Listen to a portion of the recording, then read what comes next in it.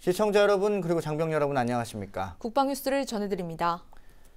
박근혜 대통령이 4일 프랑스와 올랑드 프랑스 대통령과 정상회담을 가졌습니다. 양국 정상은 첨단 산업과 문화예술 등 11개 분야 교류에 대한 21세기 포괄적 동반자 관계 강화를 위한 행동계획을 채택했습니다.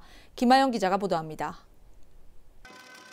한국과 프랑스가 디지털 헬스케어 등 첨단 산업과 신기술 분야에서 기업 간 기술 교류 및 협력을 실질적으로 추진하기로 했습니다. 박근혜 대통령과 프랑스와 올랑드 프랑스 대통령은 4일 오후 청와대에서 정상회담을 갖고 11개 분야의 협력 방안을 담은 21세기 포괄적 동반자 관계 강화를 위한 행동계획을 채택했습니다. 양국이 협력을 강화하기로 한 첨단 분야는 디지털 헬스케어와 생명보건과학, 혁신적인 교통수단, 나노기술, 신소재, 제약, 실버경제, 정보통신 기술 등으로 내년 상반기에는 제6차 한불과학기술 공동위원회를 열기로 했습니다. 인공위성의 공동연구 등 항공우주산업 분야에서도 양국 관련 기관 간의 교류와 협력을 강화하기로 했습니다. 한편 두 정상은 교육 분야 상호 교류 활성화에도 합의했습니다. 프랑스는 2017년부터 대입시험에서 제2외국어로 한국어를 선택 과목으로 포함시키기로 했습니다.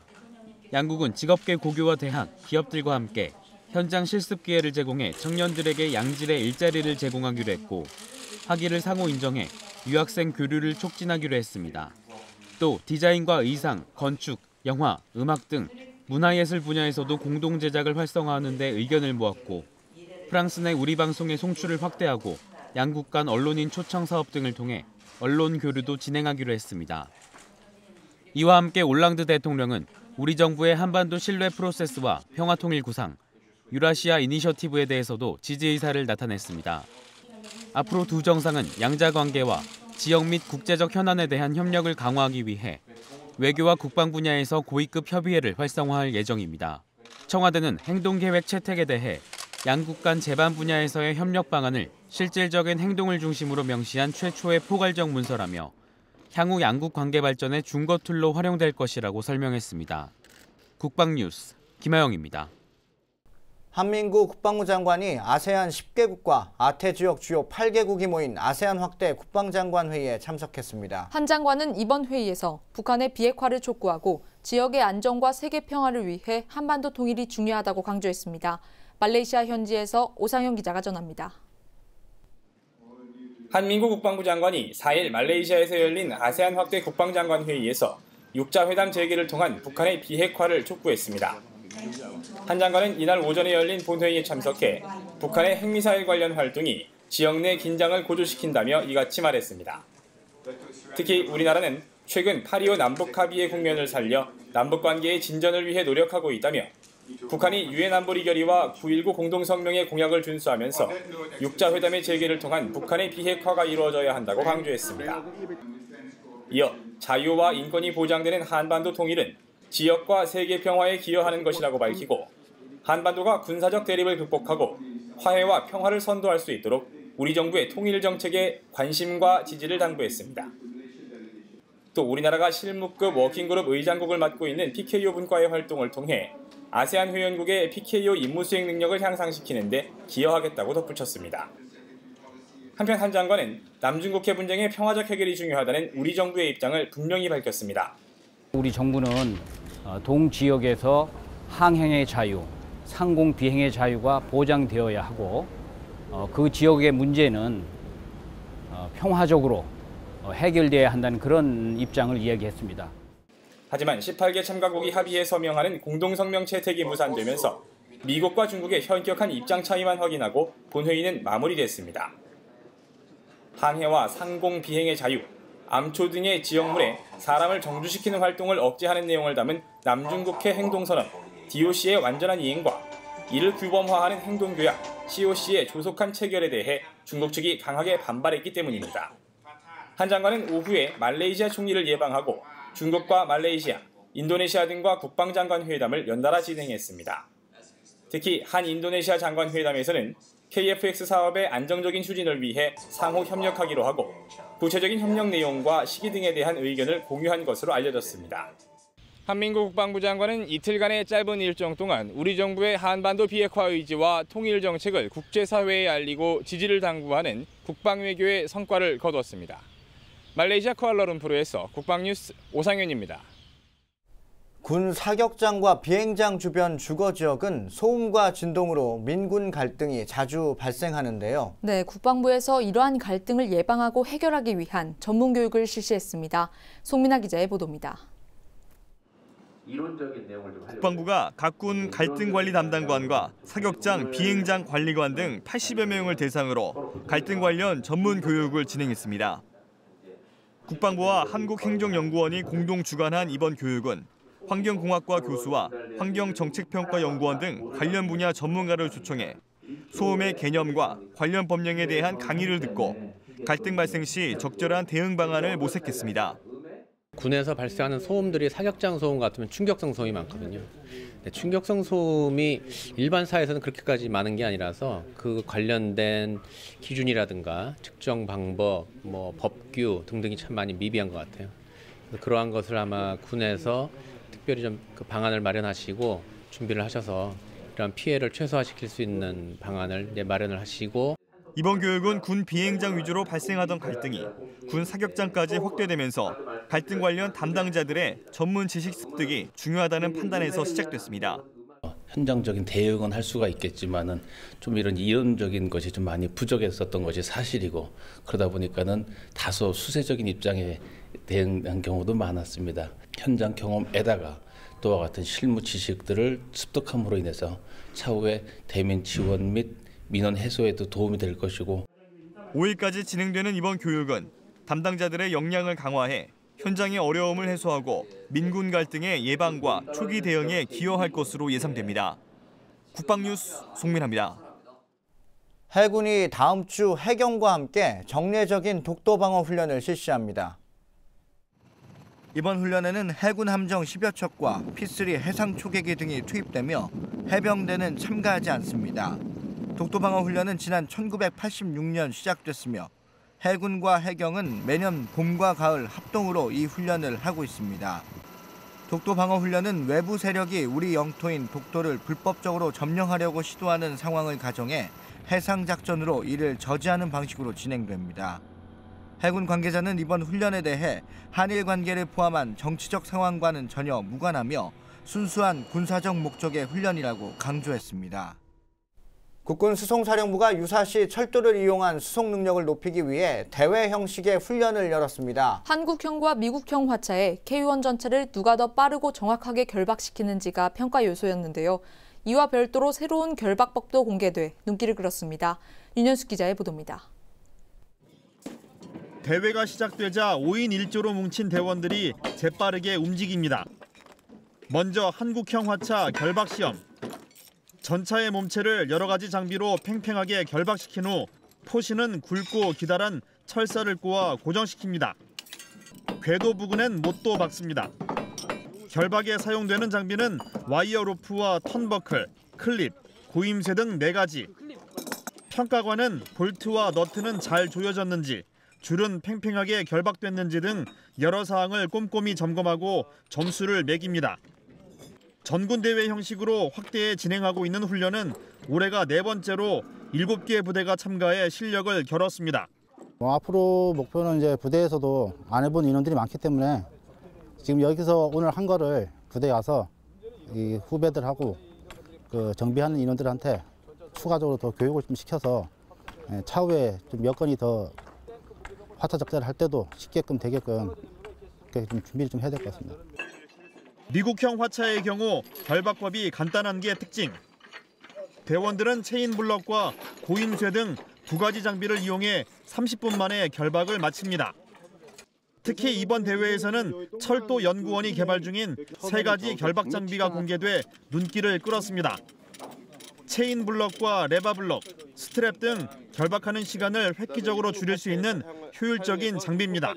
특별히 오늘 훈련 시에는 철도기술연구원과 공동 개발 중인 새로운 결박 방법을 시연하고 토의를 하게 되어 매우 뜻깊게 생각하고 있습니다. 차후에 저희 국군수송사령부는 보다 신속한 철도성을 위해서 더욱 노력하여 철도 전비태세를 완비해 나가도록 노력하겠습니다. 경기도 연천군 군 전용 선로에서 열린 전투장비 철도 적재훈련.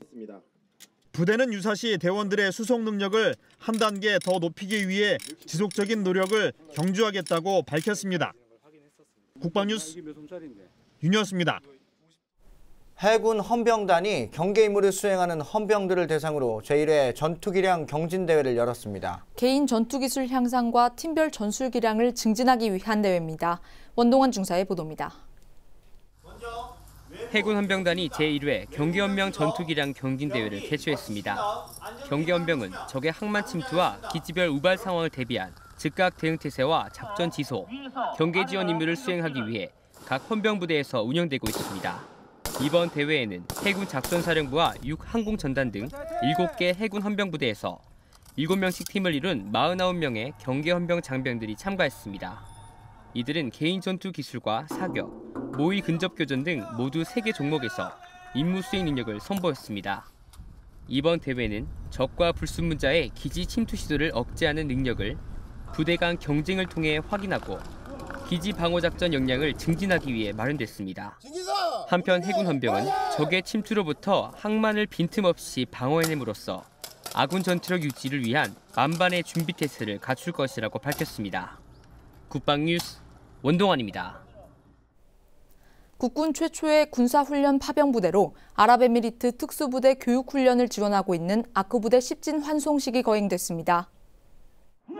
장중규 육군참모총장 주관으로 3일 특전사 대연병장에서 열린 환송식엔 10진 장병들과 가족, 친지 등 400여 명이 참석했습니다.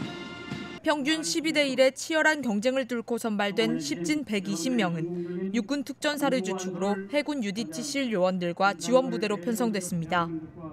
지난 6주간 파병 임무 수행에 필요한 대테러 훈련과 고공 강화, 해상작전, 급조폭발물 제거 등을 중점 훈련했으며 아랍어와 이슬람 문화 교육 등을 통해 현지에서 즉각 임무 수행할 수 있는 만반의 준비를 마쳤습니다. 지난 2011년 첫 파병된 아크부대는 평시 아랍에미리트 특수전 부대의 교육훈련 지원과 연합훈련을 수행하고 유사시 현지에 거주하는 우리 국민의 보호 임무를 수행하게 됩니다. 환송식을 마친 장병들은 오는 10일 전세기편으로 출국하게 됩니다. 국방TV가 연평도 포격 도발 5주기 기념 영상과 국군의 날 특집 다큐를 국방홍보원 홈페이지 내 스토리박스 K에서 공개했습니다. 스토리박스 K는 국방홍보원 보유 국방안보 관련 콘텐츠 자료를 개인용 5분에서 7분, 단체 교육용 20분 내외로 재제작해 국민에게 제공하고 있습니다. 10월에는 연평도 포격 도발 5주기 기념 영상인 잊지 말아야 할 그날과 국군의 날 특집 다큐 국군의 밥상이 게재됐습니다. 스토리박스 K에서는 지난 3월부터 현재까지 총 24편의 영상이 제공되고 있습니다. 국방홍보원은 앞으로 민군 UCC 공모전과 대학 영상학과 교류 등을 통해 국방 안보 분야 대국민 서비스를 더욱 확대시켜 나갈 계획입니다.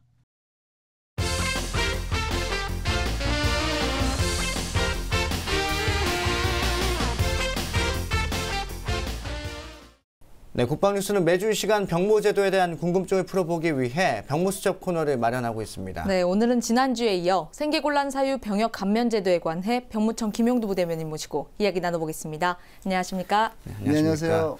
네, 생계곤란 사유로 면제를 받으려면 지난주에 말씀드렸던 가족 부양 비율에 대해서 말씀해 주셨고 오늘은 가족 재산하고 월수비에 대해서 얘기를 해 주실 텐데요. 그 가족의 재산은 얼마 정도 있어야 면제가 될 수 있나요? 네, 재산액이란 가족이 보유하고 있는 토지, 건물 등 부동산과 전세, 월세 보증금, 그리고 예금액 등 금융자산을 합한 금액을 말합니다. 그리고 전세, 월세 보증금의 경우에는 100%를 전부 인정하는 것이 아니라 보증금의 70%를 재산액으로 산정을 하고 증권은 실제 거래 가액을 재산으로 인정을 합니다.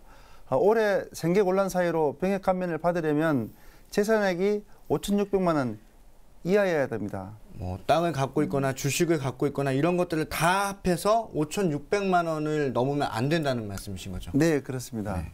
자, 그렇다면 재산액 기준을 조금이라도 만약에 10만 원이라도 초과하게 된다면 어떻게 좀 다른 조치가 이루어지나요? 네, 재산액이 조금 초과되더라도 네. 예외를 인정해 주는 경우가 있습니다. 예외는 있군요. 네. 예를 들어 가족의 생계를 책임져야 하는 부양 의무자가 여자만 있는 경우에는 재산액 기준 5,600만 원의 30%를 초과한 금액을 재산액으로 인정해 줍니다. 네.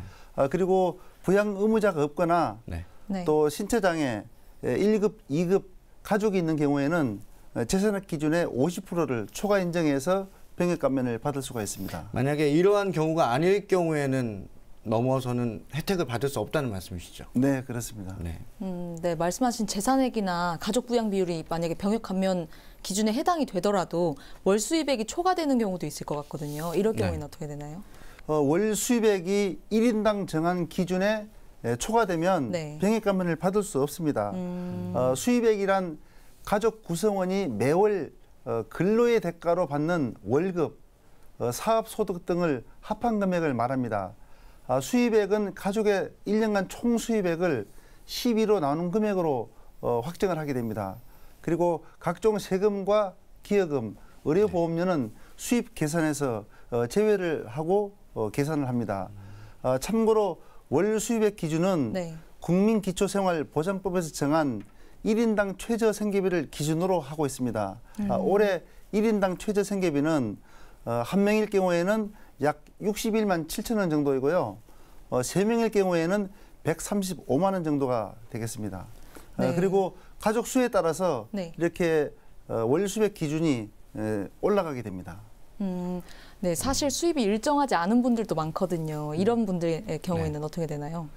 네, 가족 중에는 이제 수입이 일정하지 않는 네. 그런 직종이 있습니다. 네, 그렇죠. 예를 들어 공사장 일용직 근로자나 노점 행상 등의 단순 노동 수입은 네. 가족의 수입에서 제외를 하고 계산을 합니다. 그리고 국가유공자가 받는 간호수당, 그리고 노인분들이 받는 기초노령연금, 산재보험 요양급여액도 제외를 하고 계산을 합니다. 참고로 월 수입액도 네. 30%를 초과 인정해 주는 경우가 있습니다.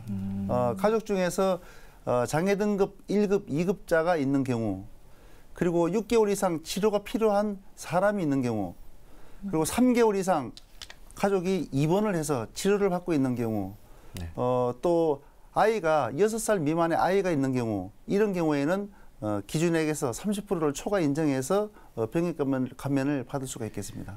네, 생계곤란 사유 병역 감면원을 신청하려면 필요한 서류가 많을 것 같은데요. 그 부분에 대해서도 좀 어떤 서류를 준비해야 되는지 말씀해 주시죠. 네, 생계곤란 사유로 병역 감면을 받으려면 네. 사전에 준비해야 할 서류가 많습니다. 가족의 수입, 재산액을 기록한 가사상황 신고서, 그리고 재산과 수입을 전산 조회할 때 동의한다는 정보 제공 동의서, 예금 통장의 입금, 출금 내역서와 가족관계 증명서도 필요합니다. 네. 생계곤란 사유 병역 감면 신청에 필요한 서식은 병무청 홈페이지에서 내려받아 사용할 수가 있겠습니다. 그리고 지방병무청장이 병역 감면원을 접수하게 되면 시도지사와 관할 세무서장에게 재산액과 수입액을 초회해서 그 서류의 사실 여부를 확인한 다음에 병역 감면 여부를 신중하게 판단을 하고 있습니다. 네. 그리고 지난해에 네. 가사 사유로 생계곤란 사유 병역 감면을 받은 사람이 약 1,250명 정도가 되겠습니다. 올해는 더 많아질 수도 있겠습니다. 매년 비슷한데요. 이 제도가 좀 홍보가 돼서 네. 생계가 곤란한 사람들은 병무청에 문의해서 생계곤란 사유 병역 감면원을 출연하시면 좋겠습니다. 네, 오늘은 여기까지 말씀 듣겠습니다. 네, 병무수첩 오늘은 지난주에 이어서 생계곤란 사유 병역 감면 제도에 관해 궁금한 내용을 살펴봤습니다. 지금까지 병무청 김용두 부대변인이었습니다. 오늘 말씀 감사합니다. 감사합니다. 네, 고맙습니다. 북한의 핵미사일 관련 활동은 지역 내 긴장을 고조시킨다. 육자회담을 통한 북한의 비핵화를 촉구한다.